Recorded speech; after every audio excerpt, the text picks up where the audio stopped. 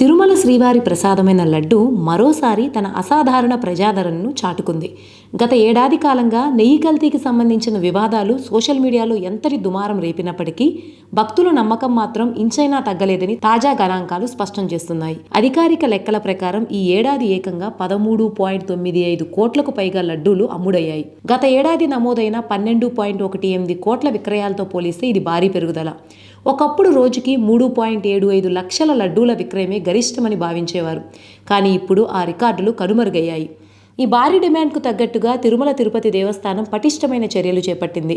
లడ్డూ నాణ్యత విషయంలో రాజీ పడకుండా నిరంతర పర్యవేక్షణ, కొత్తగా ల్యాబొరేటరీల ఏర్పాటు, ముడి పదార్థాల సేకరణలో అత్యంత జాగ్రత్తలు తీసుకుంటున్నారు.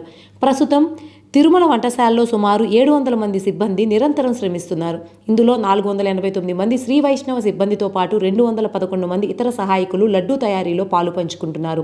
పెరిగిన పనిభారానికి అనుగుణంగా అదనపు సిబ్బందిని నియమించడంతో పాటు వారికి ప్రోత్సాహాల్ని కూడా బోర్డు మంజూరు చేసింది. ఈ ఏడాది ప్రారంభం నుండి విక్రయాలు జోరుగా సాగుతున్నాయి. జనవరి 2026లో 1.26 కోట్లు, ఫిబ్రవరిలో 1.07 కోట్లు, మార్చిలో 1.13 కోట్ల లడ్డూలు విక్రయించబడ్డాయి. రానున్న వేసవి రద్దీని దృష్టిలో ఉంచుకుని భక్తుల కోరిక మేరకు తగినన్ని లడ్డూల్ని అందించేందుకు తాము పూర్తిగా సిద్ధంగా ఉన్నామని అడిషనల్ ఈవో వెంకయ్య చౌదరి తెలిపారు.